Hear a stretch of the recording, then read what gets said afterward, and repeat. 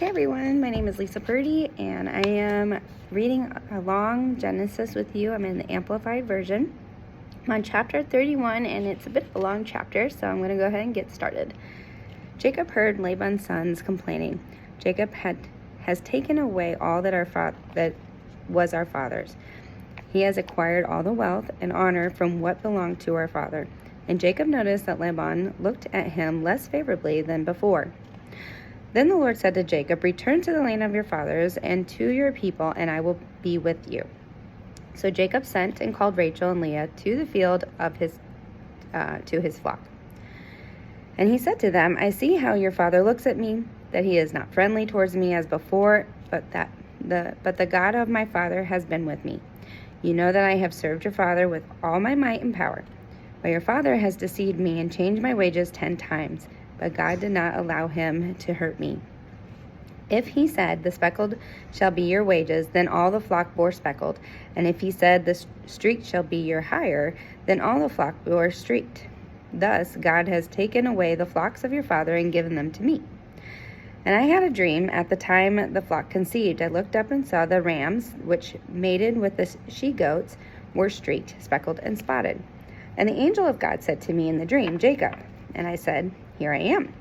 And he said, 'Look up and see, all the rams which mate with the flock are streaked, speckled, and mottled. For I have seen all that Laban does to you. I am the God of Bethel, where you anointed the pillar and where you vowed a vow to me. Now arise, get out from this land and return to your native land.' And Rachel and Leah answered him, 'Is there any portion or inheritance for us in our father's house? Are we not counted by him as strangers? For he sold us and has also quite devoured our money, the price you paid for us. For all the riches which God has taken from our father are ours and our children's. Now, then, whatever God has said to you, do it.' Then Jacob rose up and set his sons and his wives upon camels, and he drove away all his livestock and all his gain which he had gotten, the livestock he had obtained and accumulated in Paddan Aram, to go to Isaac his father in the land of Canaan. Now Laban had gone to shear his sheep, possibly to the feast of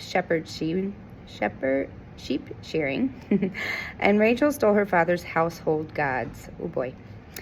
Jacob outwitted Laban, the Syrian Armenian, in that he did not tell him that he intended to flee and slip away secretly. So he fled with all that he had and rose and crossed the river of Euphrates and set his face towards the hill country of Gilead. But on the third day, Laban was told that Jacob had fled. So he took his kinsmen with him and pursued after Jacob for 7 days, and they overtook him in the hill country of Gilead. But God came to Laban and Syrian, the Armenian, in a dream by night and said to him, 'Be careful that you do not speak from good to bad to Jacob, peacefully then violently.' Then Laban overtook Jacob. Now Jacob had pitched his tent on the hill, and Laban, coming with his kinsmen, pitched his tents on the same hill of Gilead. And Laban said to Jacob, 'What do you mean stealing away and leaving like this without my knowing it, and carrying off my daughters as if captives of the sword? Why did you flee secretly and cheat me and did not tell me, so that I might have sent you away with joy and gladness and with singing with tambourine and lyre? And why did you not permit me to kiss my sons, grandchildren, and my daughters goodbye? Now you have done foolishly in behaving like this. It is in my power to do you harm. But the God of your father spoke to me last night, saying, 'Be careful that you do not speak from good to bad to Jacob, peacefully then violently.' And now you felt you must go because you were homesick for your father's house. But why did you steal my household gods?" Jacob answered Laban, "Because I was afraid, for I thought, suppose you would take your daughters from me by force. The one with whom you find those gods of yours, let him not live. Here before our kinsmen, search my possessions and take whatever you find that belongs to you." For Jacob did not know that Rachel had stolen the images.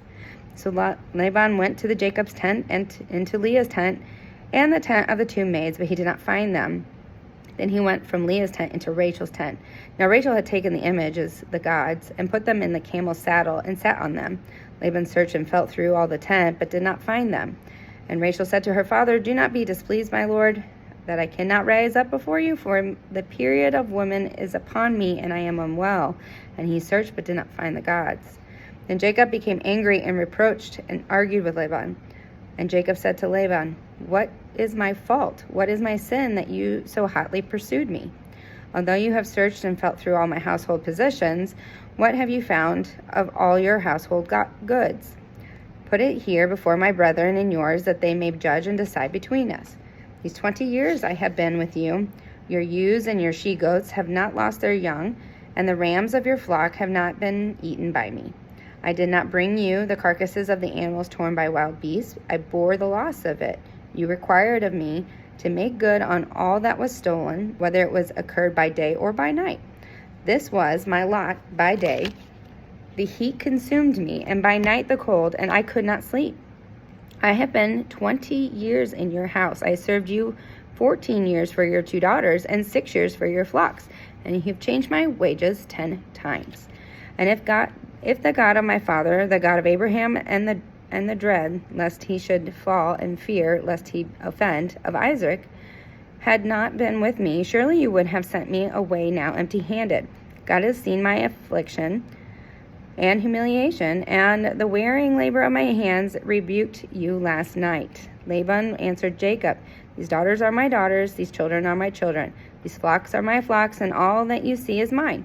But what can I do today to these my daughters, or to their children whom they have borne? So come now, let us make a covenant or league, you and I, and let it be for a witness between you and me." So Jacob set up a stone for a pillar or a monument.